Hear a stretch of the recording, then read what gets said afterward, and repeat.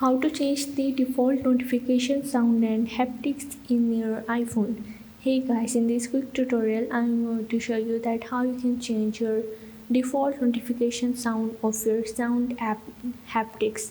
So the steps are really easy and simple. So now let's get started. So first of all you have to open up your iPhone settings, and from here you just have to scroll down. Now as you can see that there is two options. One is the notifications, and from here you can change the specific apps notification sounds. And if you go back, and here is the option of the sound and the haptics, you have to click on it.